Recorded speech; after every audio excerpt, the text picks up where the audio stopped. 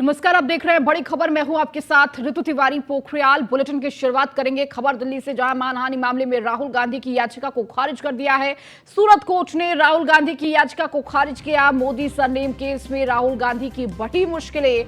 सूरत session court ने राहुल गांधी की अर्जी खारिज की है। गुजरात हाई कोर्ट का दरवाजा खटखटाएंगे राहुल गांधी। तो मोदी सरनेम केस में राहुल गांधी की अब मुश्किलें और बढ़ती जा रही है। सूरत सेशन कोर्ट ने राहुल गांधी की अर्जी को खारिज कर दिया है। तो गुजरात हाई कोर्ट का अब दरवाजा खटखटा सकते हैं राहुल गांधी। तो मानहानि मामले में राहुल गांधी की याचिका खारिज की गई। तो सूरत कोर्ट ने राहुल गांधी की याचिका को खारिज की है। तो मोदी सरनेम केस में राहुल गांधी की ये मुश्किलें बढ़ रही हैं। और अधिक जानकारी के साथ पीयूष तिवारी हमारे संवाददाता हमारे साथ जुड़ चुके हैं। पीयूष, लगातार राहुल गांधी की जो मुश्किलें हैं वो बढ़ती हुई नजर आ रही हैं। देखिए किस तरह से उनकी याचिका को खारिज कर दिया है। अब माना जा रहा है कि हाईकोर्ट का दरवाजा खटखटा सकते हैं।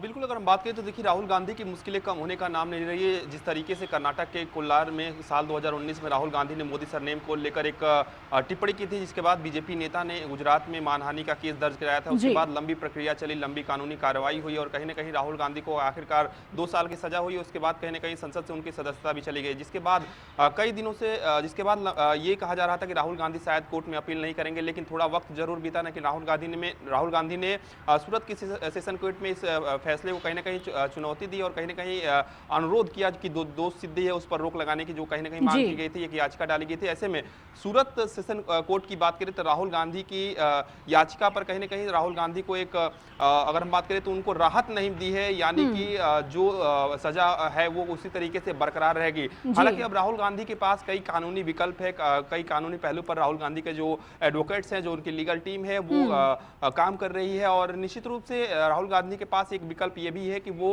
गुजरात के हाई कोर्ट का दरवाजा खटखटा सकते हैं और वहां पे कहीं ना कहीं राहत के लिए अपील कर सकते हैं। सबसे बड़ी बात है कि राहुल गांधी को ये उम्मीद थी कि अगर गुजरात सेशन कोर्ट की अगर हम बात सूरत सेशन कोर्ट की अगर हम बात करें तो अगर राहुल गांधी को राहत सूरत सेशन कोर्ट आज दे देता तो निश्चित रूप से एक दो और दरवाजे कहीं ना कहीं खुल सकते थे कि राहुल गांधी की सदस्यता शायद बहाल हो जाए। कहीं ना कहीं वो उम्मीद थी, लेकिन कहीं ना कहीं अब उम्मीद पर पानी फिर चुका है। अब एक बार फिर से अब देखना होगा कि राहुल गांधी क्या गुजरात हाईकोर्ट का दरवाजा खटखटाते हैं और फिर से किस तरीके की जो दलीलें हैं वो खासतौर पर गुजरात हाईकोर्ट में दी जाती है। क्योंकि जिस तरीके से आपने देखा होगा कि लंबी प्रक्रिया चली है, कानूनी प्रक्रिया चली, इस दौरान कई विपक्ष के नेता सड़कों पर भी आए और राहुल गांधी के समर्थन में उन्होंने नारेबाजी भी की थी। कई दिनों से तक ये प्रक्रिया चली और कई दिनों तक हालांकि राहुल गांधी ने कोर्ट का दरवाजा नहीं खटखटाया था। जब उन्हें सजा मिली थी उसके बाद राहुल गांधी आक्रामक रूप में नजर आई, कई बार उन्होंने प्रेस कॉन्फ्रेंस किया, यहां तक कि आप देखिए सदस्यता जाने के बाद राहुल गांधी को अपना सरकारी आवास भी खाली करना पड़ा, चूंकि कानूनी पहलू है उस तरीके की प्रक्रियाएं चलती रहती हैं। लेकिन आज कहीं ना कहीं सूरत कोर्ट से राहुल गांधी को राहत नहीं मिली है। इसे राहुल गांधी को ही नहीं बल्कि एक कांग्रेस पार्टी के लिए भी एक बड़े झटके के तौर पर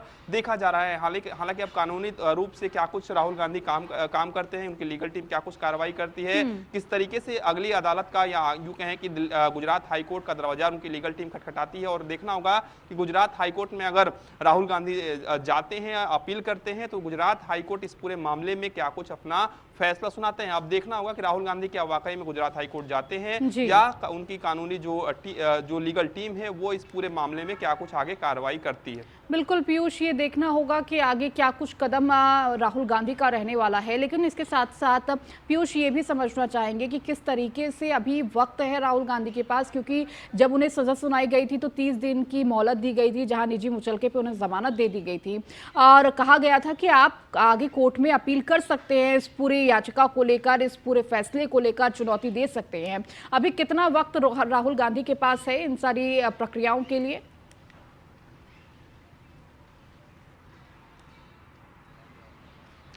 देखिए अगर हम बात करें तो सबसे बड़ी बात है कि राहुल गांधी ने जैसे ही जमानत के लिए याचिका डाली, उसका सीधे उस याचिका का ही विरोध जो बीजेपी नेता है जिन्होंने मानहानि का केस राहुल गांधी पर दर्ज कराया था, उन्होंने सीधे तौर पर इस याचिका का ही विरोध कहीं ना कहीं कोर्ट में कर दिया कि राहुल गांधी आखिर किस आधार पर ये याचिका डाल रहे हैं और उन्हें कहीं ना कहीं जमानत नहीं मिलनी चाहिए या यूं कहें कि उनकी याचिका जो है वो निराधार है और इसको एक्सेप्ट नहीं की जानी चाहिए। चूंकि अब कानूनी पहलू है, अब देखना होगा कि पूरी तरीके से राहुल गांधी अब दिल्ली माफ करिएगा गुजरात हाईकोर्ट का दरवाजा कब खटखटाते हैं या पूरी तरीके से क्या कुछ अब उनकी टीम तैयारियां करती हैं, क्योंकि कानूनी बिंदु होते हैं, कानूनी पहलू होते हैं, कानून के जानकार स्पष्ट रूप से बता पाएंगे कि आखिरकार राहुल गांधी के पास और कौन कौन से विकल्प है। लेकिन एक सबसे बड़ा विकल्प यही है कि राहुल गांधी अब गुजरात हाईकोर्ट जा सकते हैं और कहीं ना कहीं अपील कर सकते हैं कि जो उन्हें सजा दी गई है वो कहीं ना बिल्कुल। कहीं अब ठीक देखिए है, ना हाईकोर्ट पर है कि क्या राहुल उनकी गांधी छवि हाईकोर्ट उससे कहीं ना जाते कहीं हैं खराब और होती है। क्या इस पूरे फैसले पर रोक लगती है कि नहीं लगती है, हाईकोर्ट इस पूरे मामले पर क्या सुनवाई करता है। शुक्रिया पीयूष, लगातार आप जुड़े रहिए और भी खबरों पर आपसे अपडेट लेंगे।